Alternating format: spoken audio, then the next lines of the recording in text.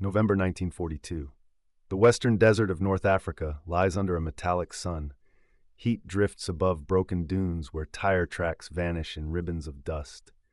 Between the wrecks of supply trucks and splintered crates, a small group of Afrika Korps soldiers moves cautiously, the air vibrating with the faint growl of distant aircraft.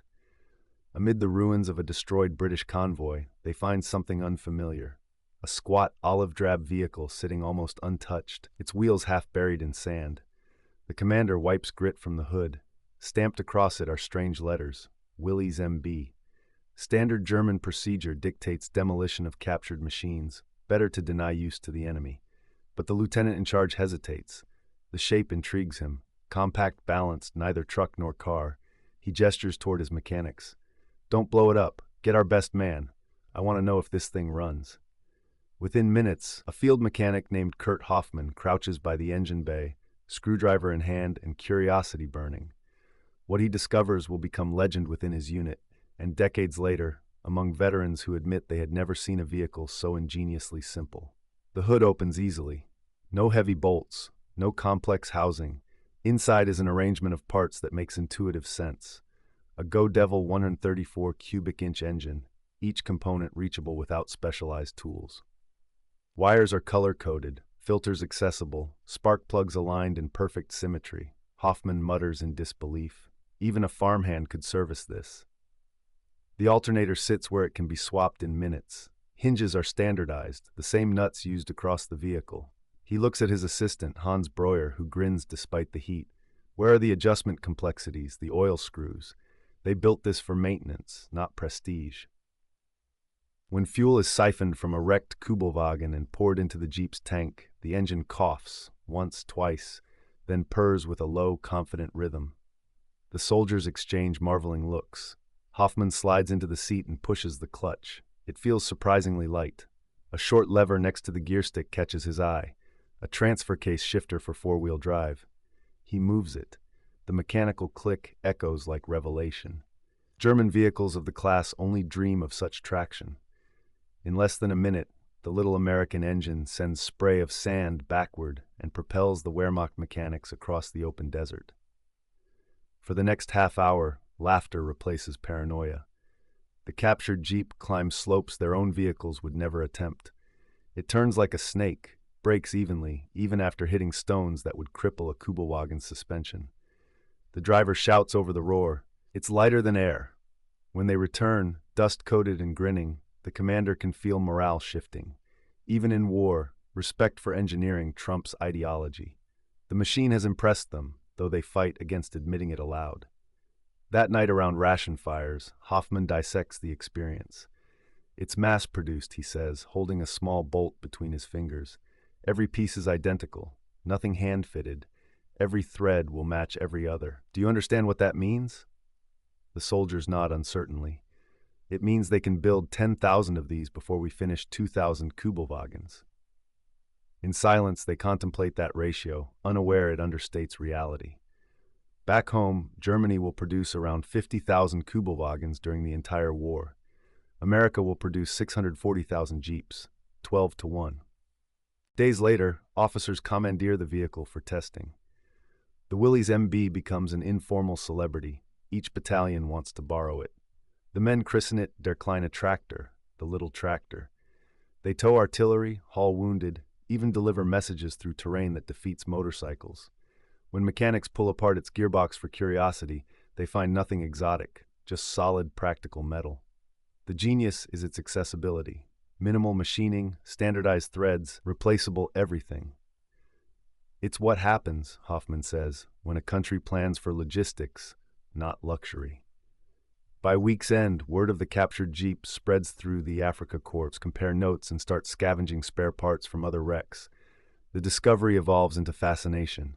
If one light vehicle could survive the desert with such ease, what else could an industrial giant like America build?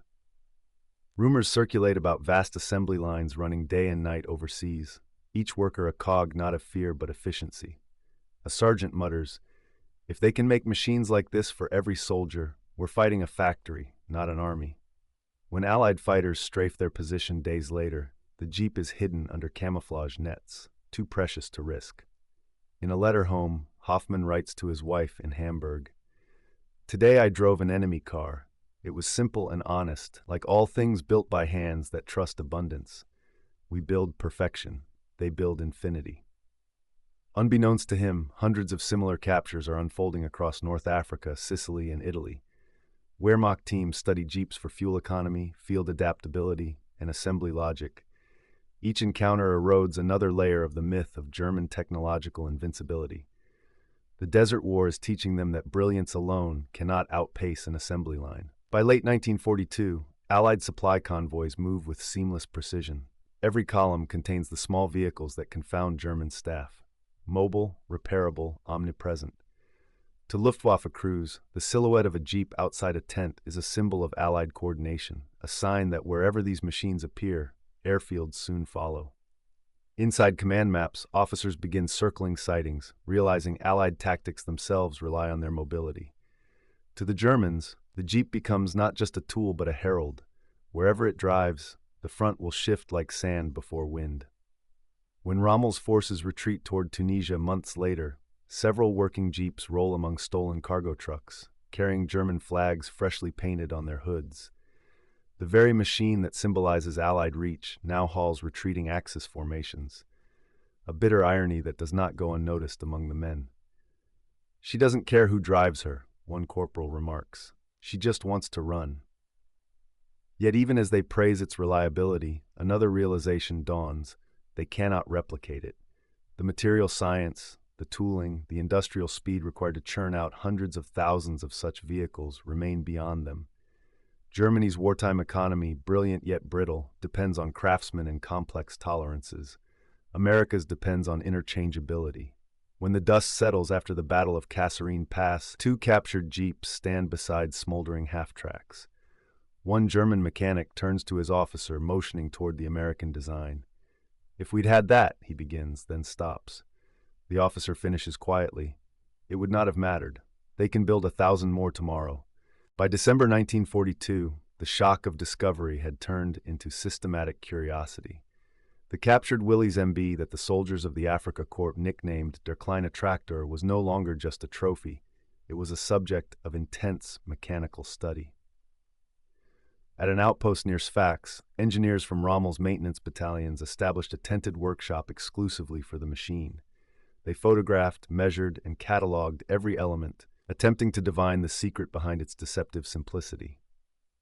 The first morning's log reads like laboratory notes. Weight, 2,450 pounds. Engine, Willys Overland Go Devil L134 at 60 horsepower. Four-wheel drive with low-range transfer, steel channel frame of exceptional rigidity. Comparison with the German Kübelwagen revealed an unsettling contrast. The Kübel's 985cc Volkswagen engine produced just 25 horsepower. In pure efficiency and economy, it was ideal, but it was fragile, intolerant of neglect, prone to clog in desert dust. The Jeep, by contrast, was unrefined power embodied, heavy, overbuilt, forgiving, almost primitive, yet unstoppable. Hoffman supervised a controlled series of field tests. For 3 days, they punished the Jeep beyond regulation. It climbed slopes the Kübelwagen could only approach in reverse. It plowed through soft sand without plywood mats or pushing crews. When bogged down, its low-range gearing let it crawl out as though the desert itself conspired to release it. Mechanics overloaded it with crates and rations far beyond rated capacity. Suspension groaned, but frames never cracked. They dunked it through wadis and sprayed it with dust until the carburetor choked, yet it reignited within seconds. The men recorded each observation with professional amazement. Durability, extraordinary. Resilience, beyond category. What began as analysis became revelation. The Wehrmacht prided itself on mechanical superiority, precision engines, handcrafted tolerances, but here was a creation that ignored elegance entirely. Every component could be swapped by any soldier possessing a wrench and willpower. Even the seat cushions doubled as flotation pads. The soldiers grew to revere the strange egalitarian logic of its design. "It has no secrets," Hoffman wrote. "It trusts the hands of the untrained." When German officers opened the supply crates that had accompanied the vehicle, comprehension deepened further. Inside were maintenance booklets printed with cartoon diagrams, visual instructions so clear that literacy was optional. tools wrapped in canvas kits designed for glove use. Spark plugs stamped with serial consistency measured not in dozen units, but in tens of thousands. The Americans had conquered complexity itself. In mid-test, a message arrived from higher command in Tunis. Captured Jeeps were to be preserved for evaluation by military engineering headquarters. A field officer arrived the next day, a stoic Bavarian, Hauptmann Ernst Müller. He drove the vehicle himself, accompanied by his adjutant. Upon returning, he issued an observation that circulated across maintenance units. This is not just a machine, it is a doctrine. For the next week, debates erupted nightly under the maintenance tent. Could Germany replicate such simplicity? The question reached far beyond motor pools. Reich industry was chained to craftsmanship, skilled labor, custom tolerances, suppliers with conflicting hierarchies. The Jeep revealed the fatal weakness of that system. It could build masterpieces in small numbers, but never miracles in millions. When a foreman proposed adapting Kübelwagen assembly lines to emulate Jeep interchangeability, Müller shook his head. We would need a different philosophy, he admitted, and a different war. While the tests continued, Allied air activity intensified overhead. The Jeep became mobile again, running nightly between outposts under blackout cloth. Mechanics warned the officer to conserve fuel, but the temptation to drive it was irresistible. They learned its quirks, steering heavier than German vehicles, braking longer than expected, but always predictable. Even after hundreds of rough miles, inspection revealed no frame distortion. One entry in Hoffman's notebook reads, "Frame overbuilt intentionally. Excess weight equals endurance." German logic would have deemed it wasteful. American logic called it insurance. In those evenings, discussions shifted from admiration to anxiety. Soldiers understood instinctively what this meant for the larger conflict. A nation that built such vehicles by the hundreds of thousands didn't fear attrition, it planned for it. Germany's tactical victories, however daring, could not outweigh that mathematical truth. Among soldier ranks, envy replaced scorn. One mechanic who had served in Stalingrad remarked that a fleet of jeeps there could have saved lives, evacuating wounded too quickly for frost to claim them. Another imagined mountains of spare parts waiting on docks half a world away. They fight a short war every day, he said bitterly, and begin it again tomorrow with new machines. By early 1943, technical bulletins summarizing Jeep characteristics circulated among German motor commands. Most ended with the same plain conclusion: mass production exceeds design sophistication. In one impromptu experiment, Müller ordered his men to drive both the Kübelwagen and the Jeep into loose sand simultaneously. The German vehicle spun, whined, and slowly buried itself. The American car clawed upward, bounced, and continued forward across the dune until it was a mirage. The men stared after it in absolute silence. That night, Hoffmann confessed to his journal, "I am proud of our engines, but this one humbles me. It is engineered not for beauty, but for persistence. It will win because it can be everywhere at once." His words would later surface in post-war interviews, cited by Allied historians as emblematic of a truth Germany realized too late. In those desert tests, the Wehrmacht had glimpsed the soul of American industry, an army forged in factories, nourished by logistics, armed not just with courage, but with continuity. The captured Jeep sat now on a raised platform inside a tent reinforced with sandbags and canvas. Around it clustered Wehrmacht engineers with rulers, notepads, and incredulous eyes.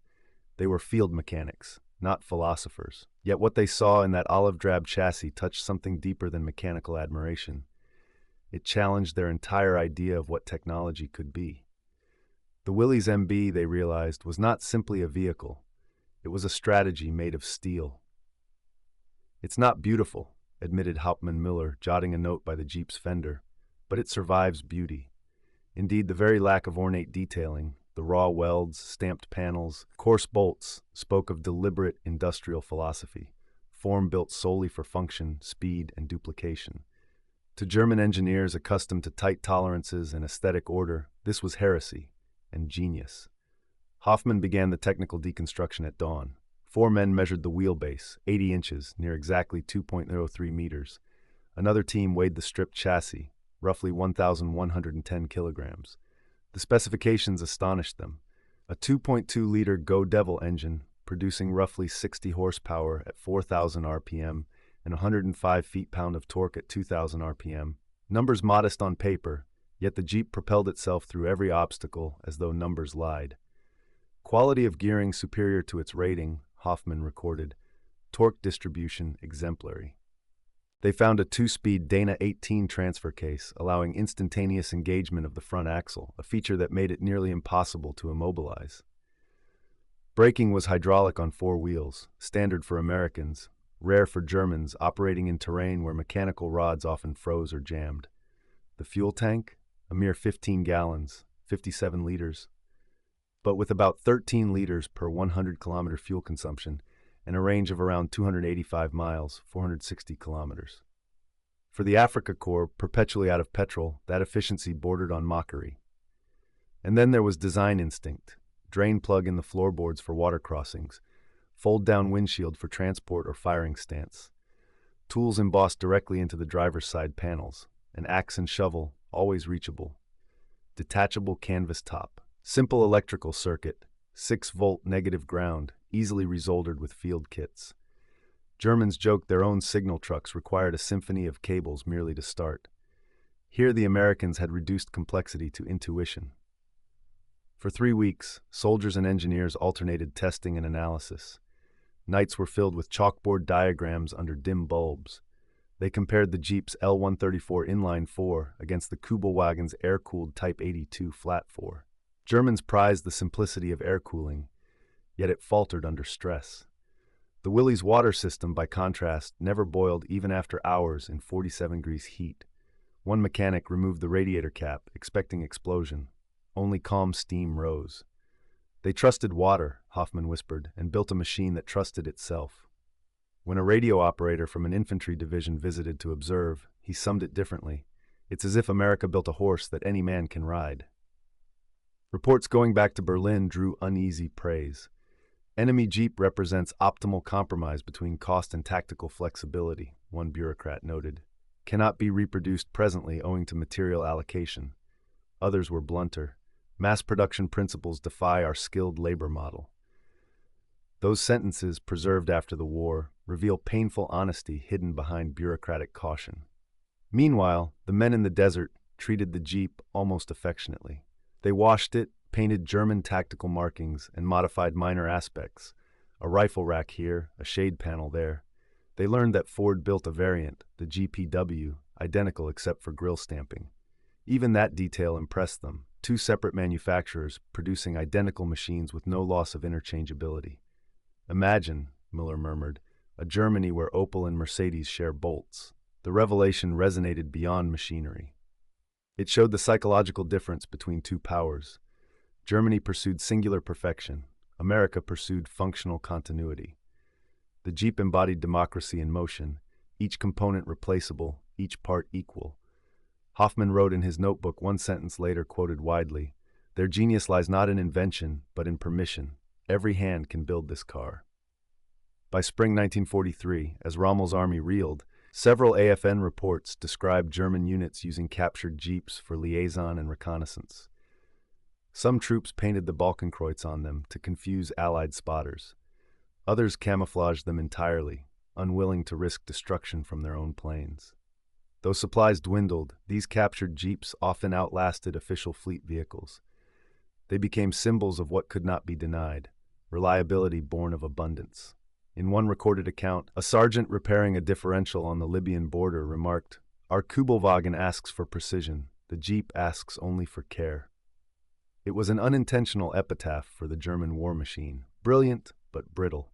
That summer, Allied propaganda leaflets began dropping with photographs of GIs standing beside endless rows of Jeeps, factories visible in the background. The caption read simply, "We build faster than you destroy." To the men who had touched, driven, and dissected that captured machine, the words cut deep because they were true. When Rommel's retreat ended at El Alamein and Tunisia collapsed, Hoffman's mechanical team destroyed what they could not carry. The Jeep, now riddled by shrapnel but still capable of starting, was driven into a shallow wadi and buried. It was too valuable to leave, too painful to burn.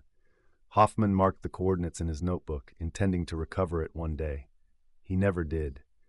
Years later, Allied engineers excavating the area found remnants of that Jeep.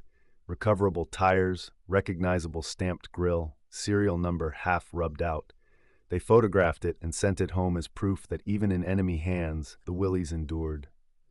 In Berlin's laboratories, dismantled units studied the Jeep's metallurgy, high-carbon steel blended for resilience rather than polish, paint formulated to resist ultraviolet decay. Every lesson drawn too late. The Jeep, a machine barely 131 inches long and worth $649 from factory floors, had revealed to its captors the limits of their own empire.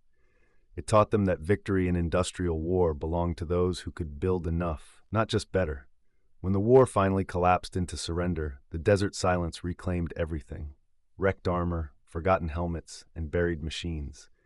Yet one idea endured, stamped into metal and memory: the shape of freedom on four wheels. The Willys MB Jeep would outlive empires, its steel bones becoming a lesson for both victor and vanquished. In 1945, Wehrmacht mechanics who had once tested captured Jeeps found themselves prisoners in Allied depots. Many were transferred to North Africa or Italy to work under supervision, irony thick as oil. Among them was Kurt Hoffmann, the same desert mechanic who had first coaxed the Willys Go Devil engine to life. Now he wore a patch marked PW and spent his days servicing Allied supply vehicles. The sight of endless rows of Jeeps, lined like marching ants, each identical, left him humbled. "We designed marvels," he told a British officer one evening, "and they designed inevitability." In the Allied motor pools at Naples and Le Havre, Hoffmann learned that the Americans had built more than 640,000 of the little machines. Willys Overland produced around 363,000. Ford added roughly 281,000 more. Even the small Bantam firm, ancestor of the design, contributed 2,675 prototypes. 50,000 had gone east to the Soviet Union under Lend-Lease, rumbling through mud and snow beside T-34 tanks. Germany, in comparison, had built scarcely 50,000 Kübelwagens. Ingenious, yes, but delicate, limited, like the empire itself. Every figure was a revelation of scale, of intent. Ford's factories at Dallas, Louisville, and River Rouge each birthed machines at a pace that no German plant could dream of. 93,000 units in a single division, every bolt interchangeable. Willys spent $609 million in wartime contracts crafting not only Jeeps, but millions of shells, hoists, and airplane components. Industry had become artillery. Prisoners assigned to drive supplies for reconstruction witnessed the transformation firsthand. Trucks and Jeeps no longer belonged to soldiers of ideology, but to engineers of logistics. They hauled flour instead of ammunition, lumber instead of guns. Hoffmann recorded in a scrap of journal, "The same engine that once chased us now feeds us. It does not care who it serves." Across occupied Germany, the Jeep became an everyday sight. American MPs patrolled cobblestone streets of Cologne and Frankfurt in the same vehicles that had once startled Wehrmacht outposts in Africa. Civilians waved out of habit. Children pointed at the friendly round headlights. No car before had symbolized endurance so cleanly. Where tanks inspired fear, the Jeep suggested mobility, reconstruction, and persistence of will. By 1947, Willys retooled its factories for civilian life, birthing the CJ series. What had begun as a battlefield tool became the farmer's companion, the surveyor's cart, the engineer's mule. In France, Hotchkiss licensed the design, building thousands of M201 Jeeps that served the French army until the year 2000. The machine that once rolled through Sahara dust now climbed alpine passes and tilled European soil. Former German engineers returning from captivity saw the design's fingerprints everywhere, from post-war Land Rovers to the first Bundeswehr reconnaissance trucks of the 1950s. The idea of simplicity became Germany's new quiet teacher. Industrial students studied the Jeep's modular philosophy, ease of maintenance, adaptability, interchangeability, and rebuilt their own factories with those lessons etched in memory. Volkswagen's post-war revival, with its efficient processes and global reach, owed in part to understanding what the Jeep had demonstrated by example, that modern success meant precision through reproducibility, not exclusivity. For Hoffmann, who resumed civilian life as a mechanic near Bremen, the Jeep remained an obsession. In later interviews, he admitted, "I had torn it apart a dozen ways in Africa and never broke it." When American occupation officers auctioned surplus vehicles, he bought one for the equivalent of a month's wage. He rebuilt it piece by piece, replacing nothing but oil and conviction. His neighbors laughed at the ugly foreign contraption until they saw it plow through spring mud without hesitation. "It drove through our ruin," he said once, "and pulled us forward." By the 1960s, historians looking back at the Industrial War realized that the Jeep was more than logistics. It was a symbol of democracy engineered.